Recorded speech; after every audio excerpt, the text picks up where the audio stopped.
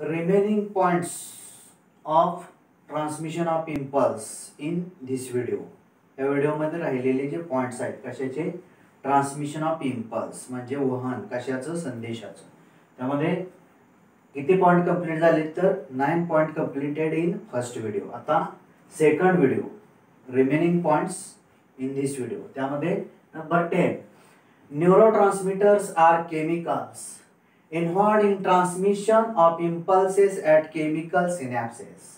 म्हणजे यामध्ये काय सांगितलेलं आहे न्यूरोट्रान्समीटर्स जे असतात आपण मल्टीपोलार न्यूरॉनचं जे स्ट्रक्चर बघितलं होतं त्यामध्ये जे न्यूरोट्रान्समीटर असतात कुठं तर त्यामध्ये सिनॅप्टिक नॉब मध्ये व्हेसिकल्स असतात. त्या व्हेसिकल्स मध्ये काय असतात तर इथं नाव दिलेलं आहे बघा न्यूरोट्रान्समीटर्स. बरोबर ह्या व्हेसिकल्स मध्ये काय असतात तर न्यूरोट्रान्समीटर्स आर केमिकल्स. ते काम काय करतात इन्व्हॉल्व कशात इन्व्हॉल्व झालेले असतात transmission of impulses at chemical synapses. म्हणजे केमिकल सिनॅप्स ज्या वेळेस असतो त्या केमिकल सिनॅप्सच्या काळात काय करणं ट्रान्समिशन ऑफ इम्पल्स संदेश वहन करणं ज्यावेळी केमिकल सिनॅप्स असतो त्या काळात. म्हणजेच त्यामध्ये 10th पॉइंट काय neurotransmitters are chemicals involved in कशामध्ये तर transmission of impulses at chemical synapses. Next number 11 the distal end of axon is branched and each branch terminates as bulb like structure called synaptic knob. तर त्यामध्ये काय असतं which possess vesicles filled with neurotransmitters. मग तुम्हाला आता diagram माहित आहे फक्त आपण ॲक्झॉनचं स्ट्रक्चर काढूया. हे असं स्ट्रक्चर असतं ॲक्झॉनचं. तिथं काय झालेलं असतं ॲक्झॉन टर्मिनेट्स. ॲक्झॉन जो असतो तो काय होतो टर्मिनेट होतो. कशामध्ये टर्मिनेट होतो तर त्यामध्ये ब्रांचेस मध्ये. Axon terminates into branches. Axon जो असतो तो कशात टर्मिनेट झालेला असतो तर ब्रांचेस मध्ये. मग त्यामध्ये ईच ब्रांच तिथं काय सांगितलेलं आहे ईच ब्रांच टर्मिनेट्स प्रत्येक ब्रांच त्यामध्ये टर्मिनेट झालेले असते. त्याच्यामध्ये बल्ब लाईक स्ट्रक्चर हे जे दिसतंय ते बल्ब लाईक स्ट्रक्चर कॉल्ड त्यालाच काय म्हणतो आपण सिनॅप्टिक नॉब. बल्ब सारखं जे स्ट्रक्चर असतं त्याला आपण काय म्हणतो सिनॅप्टिक नॉब. विच पोसेस त्यांच्यामध्ये परत काय असतं तर व्हेसिकल्स आर प्रेझेंट.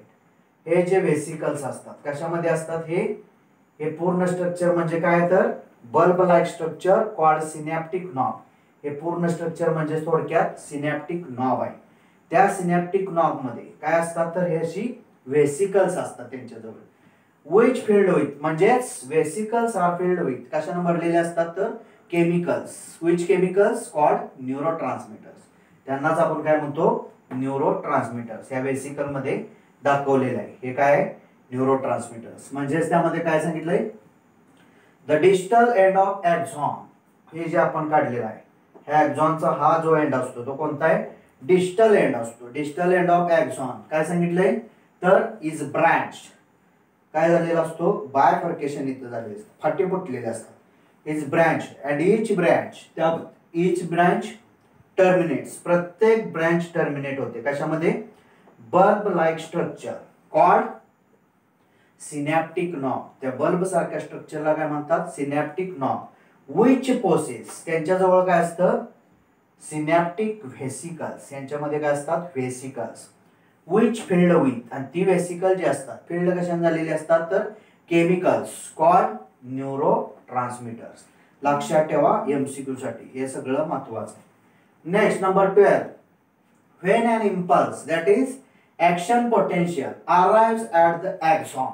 arrive कुठं होतो तर axon वर टर्मिनल इट स्टिम्युलेट्स. axon टर्मिनलला तो अराइव्ह झाल्यानंतर स्टिम्युलेट करतो कशाला तर movement of vesicles towards the neural membrane where they fuse with plasma membrane and release neurotransmitters in the synaptic cleft. हा पॉइंट आता समजावून घ्या. काय सांगितलेलं आहे when an impulse that is action potential असणारे संदेश काय होतात arrives at the axon terminal. कुठं अराइव्ह झालेले असतात तर axon terminal. त्यामध्ये इट स्टिम्युलेट्स, मग ते तिथं आल्यानंतर एक्झॉन टर्मिनलला आल्यानंतर ते काय कुणाला स्टिम्युलेट करतात तर मुवमेंट ऑफ वेसिकल्स, हे जे दाखवलेले आत यांच्या असतात या मुवमेंट ऑफ वेसिकल्स यांना स्टिम्युलेट करण्याचं काम, उत्तेजित करण्याचं काम कोण करत असतं तर आलेले त्यामध्ये इम्पल्स ऍक्शन पोटेन्शियल कुठं आलेले असतात तर एक्झॉनच्या टर्मिनलला आले की आले लगेच आलेले ते काय करतात तर स्टिम्युलेट उत्तेजित करण्याचं काम करतात. कुणाला उत्तेजित करतात तर मुवमेंट ऑफ वेसिकल्स, हे जे वेसिकल आहे त्याच्या असणाऱ्या मुवमेंटला उत्तेजित करतात. मग त्यामध्ये where they fuse with plasma membrane, एकदा ह्याला उत्तेजित केलं वेसिकलला की ते फ्यूज होतं कुणाबरोबर चिकटतं जाऊन तर प्लाझ्मा मेम्ब्रेनला अँड रिलीज, ज्यावेळी ते फ्यूज होतं प्लाझ्मा मेम्ब्रेनला त्यावेळी काय करतात रिलीज केमिकल्स कॉल्ड न्यूरोट्रान्समीटर्स, काय करतात तर केमिकल्स रिलीज करतात त्यांनाच काय म्हणतात न्यूरोट्रान्समीटर्स. कुठं सिनॅप्टिक क्लेफ्ट, हे सगळं कुठं त्यामध्ये रिलीज केलं जातं तर हे मधली जी असते कशाच्या मध्ये pre synaptic membrane post synaptic membrane, synaptic cleft is present which filled with कशाने भरली जाते न्यूरोट्रान्समीटर्स. सांगितलेलं आहे परत एकदा बघा. व्हेन अँड इम्पल्स म्हणजेच ऍक्शन पोटेन्शियल इट अराइव्स, कुठं अराइव्ह झालेला असतो ऍट द एक्झॉन टर्मिनल, म्हणजे इथं ऍट द एक्झॉन टर्मिनल. इट स्टिम्युलेट्स, इथं आला रे आला की काय करतो इट स्टिम्युलेट्स, कुणाला करतो स्टिम्युलेट तर त्यामध्ये मुवमेंट ऑफ वेसिकल्स, कुणाला स्टिम्युलेट करतो मुवमेंट ऑफ वेसिकल्स. नंतर टुवर्ड्स द न्यूरल मेम्ब्रेन, म्हणजे न्यूरल मेम्ब्रेनच्या दिशेनं जाण्यासाठी थोडक्यात कुणाला तो काय ही करत असतो तर त्यामध्ये स्टिम्युलेट करण्याचं काम करतो ह्या वेसिकलला.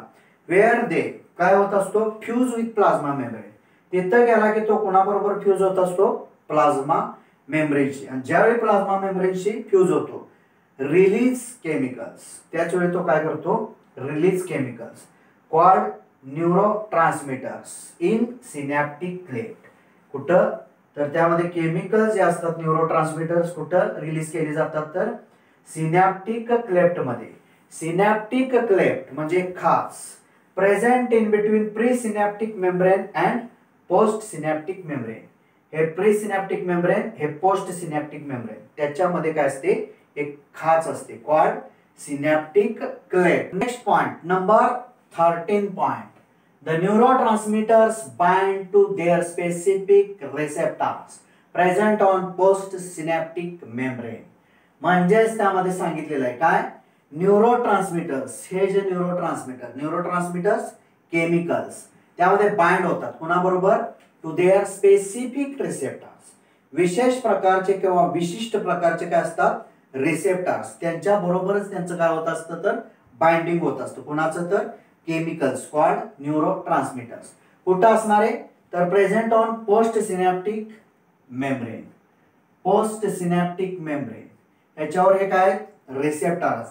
डायग्राम बघा परत त्याच्यानुसार हा पॉइंट समजावून घ्या. काय सांगितलेलं आहे पोस्ट सिनॅप्टिक मेम्ब्रेन जो आहे हा त्याच्यावर काय असतात स्पेसिफिक रिसेप्टर्स प्रेझेंट असतात, त्यांच्याशी त्यामध्ये कुणाचं बाइंडिंग होत असतं तर न्यूरोट्रान्समीटर्स. म्हणजेच या पॉइंट मध्ये काय सांगितलेलं आहे these neurotransmitters means chemicals bind with कुणाबरोबर बाइंड झालेले असतात स्पेसिफिक रिसेप्टर्स प्रेझेंट ऑन, कुठं प्रेझेंट आहे तर पोस्ट सिनॅप्टिक मेम्ब्रेनवर. म्हणजे पोस्ट सिनॅप्टिक मेम्ब्रेन हा जो भाग आहे पूर्ण तो त्याच्यावर काय असतात specific receptors present which binds, कुणाबरोबर बाइंड होतात तर न्यूरोट्रान्समीटर्स दॅट इज केमिकल्स यांच्याबरोबर बाइंडिंग होत असतं. Next point 14. The binding of neurotransmitters and receptors opens ion channels, allowing the entry of ions. मग त्यामध्ये जे बाइंडिंग असतं कुणाचं त्यामध्ये न्यूरोट्रान्समीटरचं आणि रिसेप्टर्स यांचं असणारं बाइंडिंग त्यामध्ये ते ओपन करत असतं कुणाला आयन चॅनेल्सला. आयनचे जे प्रवाह असतात त्या चॅनेल्सला ओपन करण्याचं काम करतात.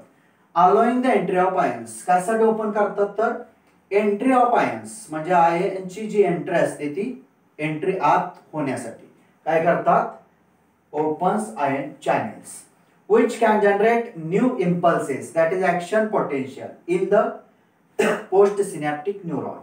मग ते लगेच एंट्री झाली आयनची की लगेच काय होत असतं, which can generate or synthesis or produce, काय प्रोड्यूस करतात तर न्यू इम्पल्सेस, नवीन संदेश किंवा ऍक्शन पोटेन्शियल तयार करण्याचं काम करतात. कुठं, इन द पोस्ट सिनॅप्टिक, त्यामध्ये न्यूरॉन, हे जे दिसतंय ते पोस्ट सिनॅप्टिक न्यूरॉन मध्ये काय तयार केलं जातं तर न्यू इम्पल्सेस जनरेट, नवीन जे काय असतील ते संदेश जनरेट करण्याचं काम होतं. पण कधी तर हे पॉइंट मध्ये काय सांगितलंय, the binding of neurotransmitters and receptors, म्हणजे न्यूरोट्रान्समिटर्स आणि रिसेप्टर्स, केमिकल्स आणि असणारे रिसेप्टर यांचं बाइंडिंग झाल्यानंतर हे काय करतात, ओपन्स आयन चॅनेल्स, आयन साठी ते प्रवाह जे आहेत त्या आयनचे प्रवाह त्यांना ओपन करतात. कशासाठी, allowing the entry of ions, त्यामधून काय केलं जातं, एंट्री केली जाते आयनची. मग त्यामुळे काय होत असतं, विच कॅन जनरेट, ओपन एकदा झाले आयन की किंवा एंट्री एकदा आयनची झाली की काय होत असतं तर त्यामध्ये सांगितलेलं आहे which can generate new impulses that is action potential.